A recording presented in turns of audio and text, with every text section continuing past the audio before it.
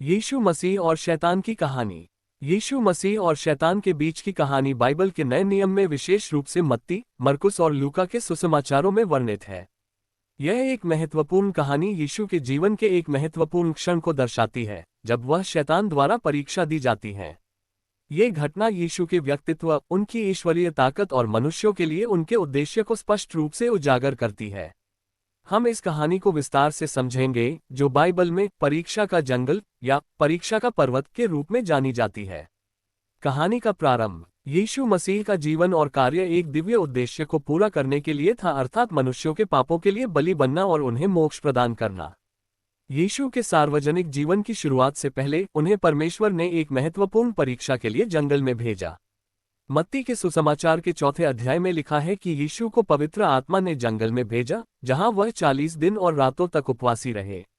इस दौरान शैतान ने उन्हें विभिन्न तरीकों से परीक्षा ली।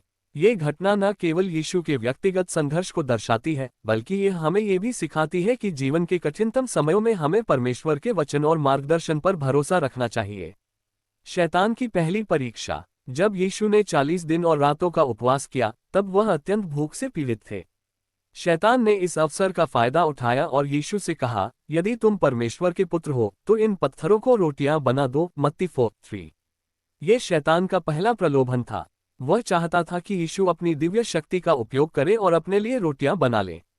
लेकिन यीशु ने उत्तर दिया, मनुष्य केवल रोटी से नहीं बल्कि हर उस वचन से जीता है जो परमेश्वर के मुंह से निकलता है। मत्ती 4:4।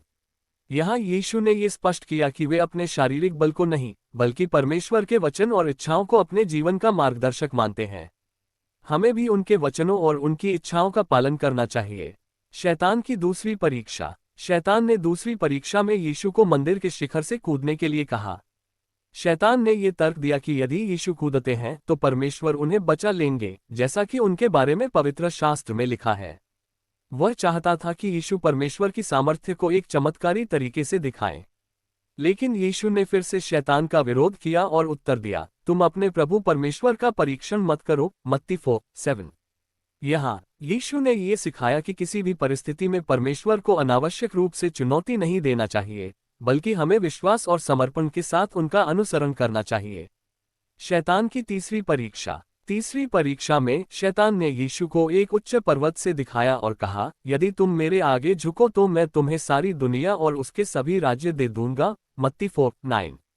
यह एक अत्यंत लुभावनी प्रलोभन था, क्योंकि शैतान ने यीशु को पूरी दुनिया का साम्राज्य देने का वादा किया। लेकिन यीशु ने तुरंत उत्तर दिया, तुम्हें अपने प्रभु परमेश्वर को प्रणाम करना चाहिए और केवल उसी की सेवा करनी चाहिए। मत्ती 4:10। इस उत्तर से यह स्पष्ट हुआ कि यीशु का उद्देश्य न तो सांसारिक साम्राज्य प्राप्त करना था, बल्कि वह परमेश्वर के राज्य को स्थापित करने के लिए आया था। शैतान की हार और यीशु की विजय। इन तीनों परीक्षाओं में शैतान ने यीशु को ललचाया, लेकिन यीशु ने हर बार परमेश्वर के वचन का ही पालन किया और शैतान के प्रलोभनों का विरोध किया। अंततः शैतान हार मान गया और वह कुछ समय के लिए यीशु से दूर चला गया। मत्ती 4:11। यीशु की इस विजय ने यह सिद्ध किया कि वह किसी भी प्रलोभन या परीक्षा से ऊपर है और उनका उद्देश्य परमेश्वर के कार्य को पूरा करना है। हमें भी परमेश्वर की तरह शैतान को हर परिस्थिति में हराना है। शिक्षा और संदेश। यीशु और शैतान के बीच की परीक्षा हमें कई महत्वपूर्ण शिक्षाएं देती है। प्रलोभनों से बचना। जीवन में शैतान हमें विभिन्न रूपों में प्रलोभित करता है, लेकिन हमें परमेश्वर के वचन पर विश्वास रखना चाहिए और उसी के अनुसार चलना चाहिए। विश्वास और समर्पण। यीशु ने अपने जीवन के सबसे कठिन क्षणों में भी परमेश्वर के वचन का पालन किया। जय मसीह की। आमीन।